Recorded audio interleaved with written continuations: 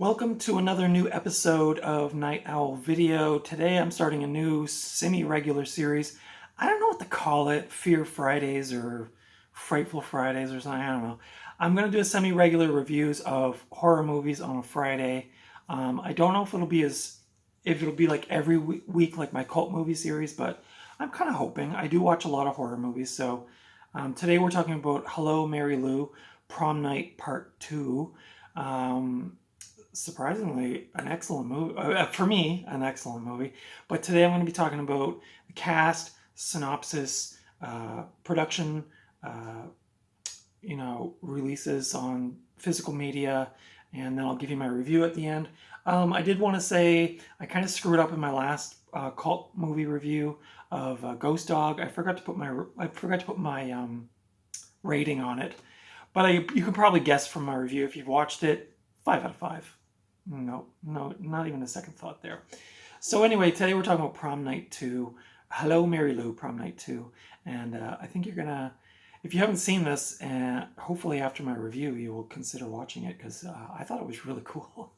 So, and also before I get too deep into it, sometimes I have trouble putting the synopsis into my own words. So I'm going to actually read the synopsis that Shudder, the streaming service, has, because I think it captures it better than I made a bunch of notes, but I don't think they're very good. Yeah. Before I do that, though, I think you know what time it is. It's time for a little coffee. And today, surprise, I'm drinking out of a different mug. This is a mug my friend Christina gave me. It's well, I used to call him Baby Yoda, then I called him the child, and now I guess it's Grogu from the Star Wars Mandalorian TV series. So there he is snacking on a frog. There he is.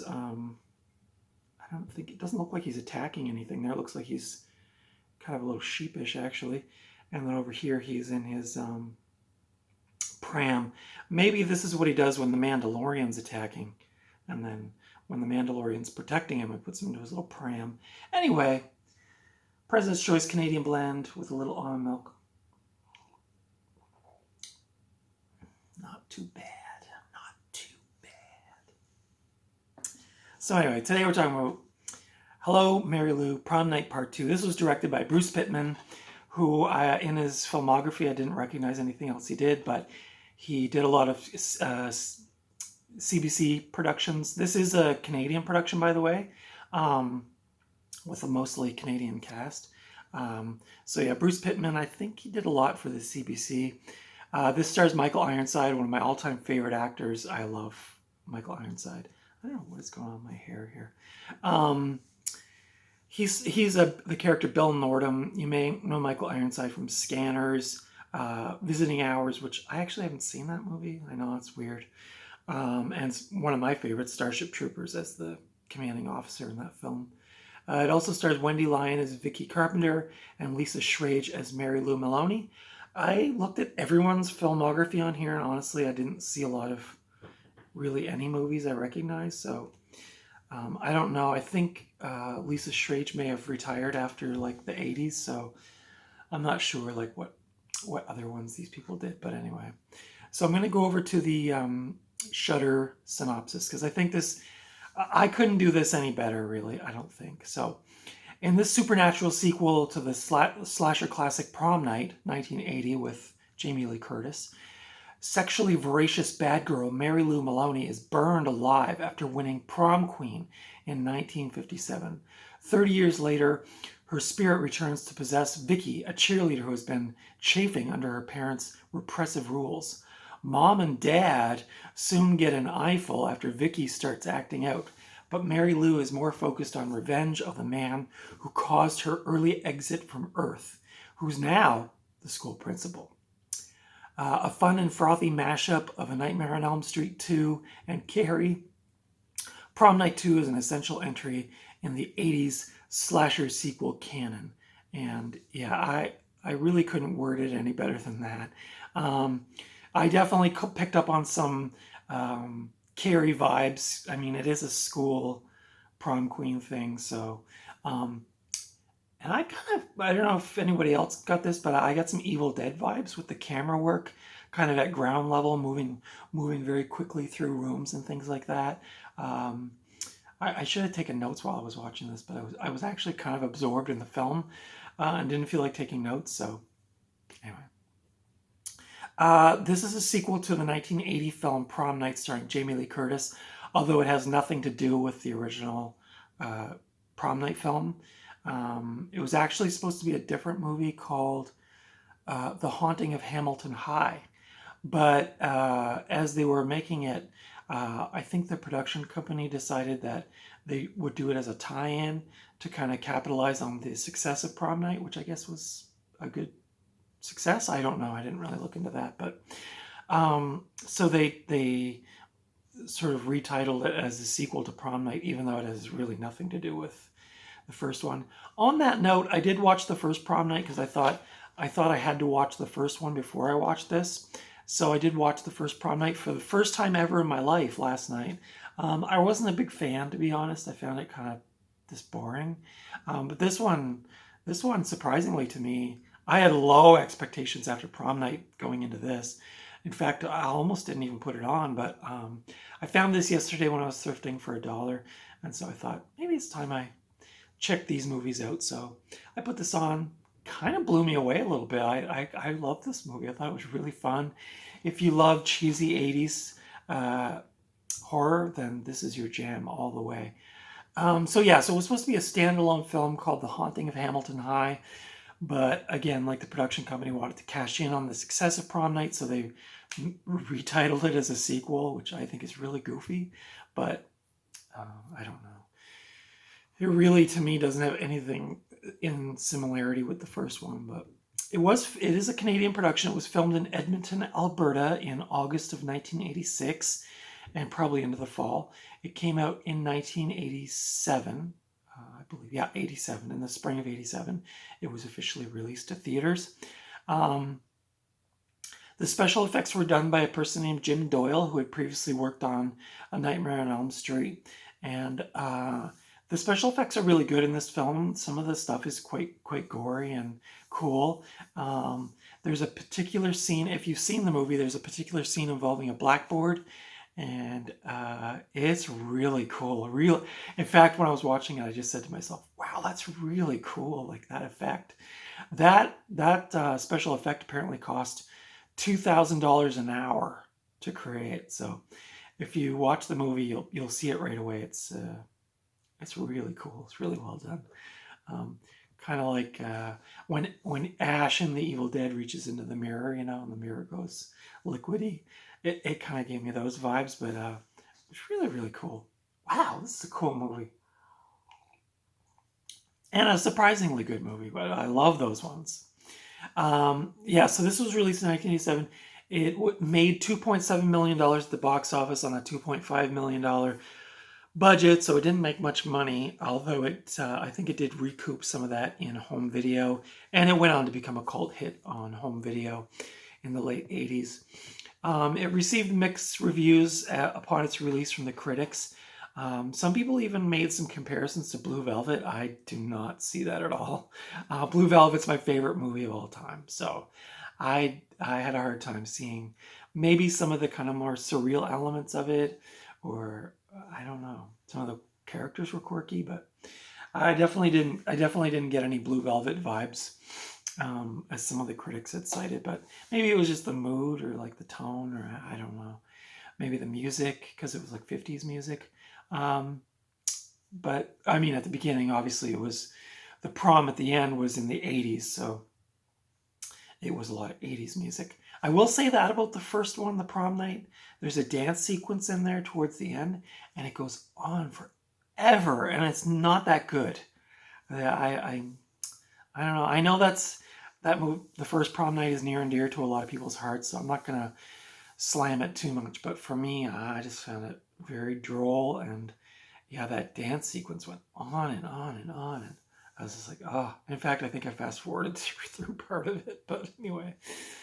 I might revisit it down the road and see it through different eyes, and maybe I'll appreciate it for what it is more. But for me, this film was way better, surprisingly, because I thought a lot of 80s horror sequels aren't that good, but this one definitely, for me personally, took the cake.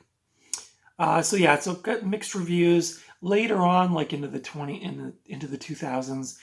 As horror critics and film critics revisited it, it did get a bit better praise, and I think people realized like maybe they were lumping it in with a lot of bad 80s horror sequels, and then upon reassessment realized like actually this movie is really like frenetic and fast paced, and it's got a lot of really cool weird scenes in it and stuff.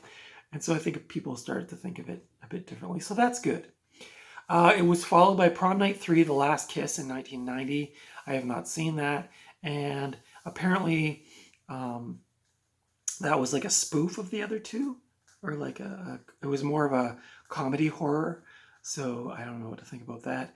And then part 4, Prom Night 4, Deliver Us from Evil, came out in 1992. I haven't seen either of those. I'm not all that excited, but maybe you guys can put in the comments and tell me if they're as good as this one. But for now, I'm good after this. The VHS was released in 1988 for home video. And then they did a remake of Prom Night in 2008. I have not seen that. So 20th Century Fox decided to re-release this film on DVD in 2008. This one's from 2003. It doesn't have any features on it at all. It's a very basic release. There's the disc art, which is the same as the cover. But yeah, there's no features on it, not even a trailer or anything. So very bare bones release, and the transfer of the film isn't all that good, to be honest. I feel like this will be one that will be picked up by one of the boutique labels, and they'll probably re-release it with some special features. It hasn't been released to Blu-ray as far as I know. I went on Blu-ray.com.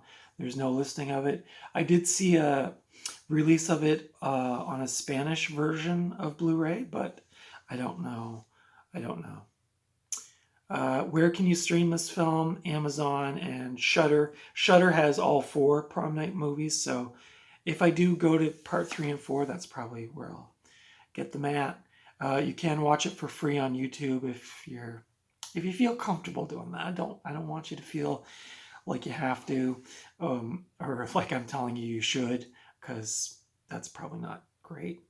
Because yeah, that's just not great. I know a lot of the older horror movies are on YouTube, and sometimes I watch them, but generally speaking, I like to find them out in the wild on DVD or Blu-ray. And I found this for $1 yesterday at my local thrift store, and I was just like, oh, because the thrifting around here has been terrible lately. I haven't found anything. That's why I don't have any thrifting videos up lately, but I found this one yesterday, and I thought, yeah, I'll grab this. So I would give this a solid 3.5 out of 5. I had thought about giving it a 4 out of 5. I don't know. Maybe it's a 3.75 out of 5 for me. I would highly recommend it, especially if you like cult 80s horror movies. It was really fun. It's got a lot of weird sequences in it. Like I said, the special effects are really cool.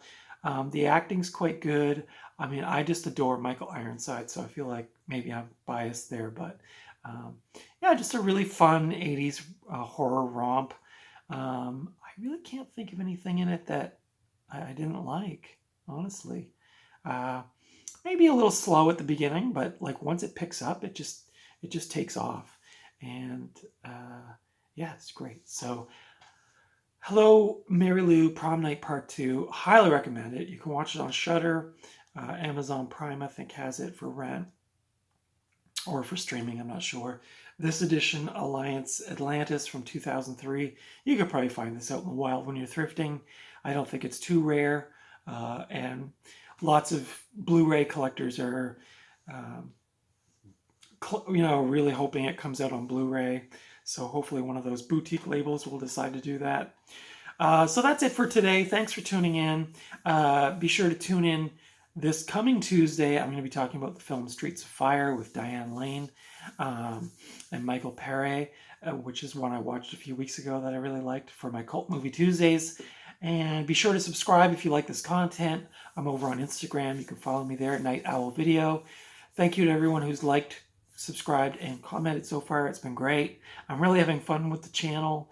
And like I said, I'm moving soon to another province here in Canada, to a city. So I'm hoping the thrifting will be better. And I'm actually going to be working at a place that sells DVDs and Blu-rays and 4Ks. So maybe I'll be able to present some of my findings there, because last summer I went to that store and I found all kinds of really cool, weird cult movies and things like that. So things are looking up for Night Owl Video, and I'm looking forward to, like I said, doing some more thrifting and sharing some of those with you, because I know most of my views on my videos are the DVD and Blu-ray thrifting videos. I'm hoping this horror series will help with my views and things too. And I think people just generally like horror movies on YouTube. That seems to be a really big community. So I'm going to try to keep this going every Friday with my Frightful Fridays or my Fearful Fridays, or if you can think of some other cool alliteration. I was even on like thesaurus.com trying to find like other words for like horror, but starting with the letter F. Fear was the only one, so I don't know. Maybe you can give me some creative suggestions for that. Comment below. Subscribe, like, follow me on Instagram, Night Owl Video, and I will see you at the video store. Bye.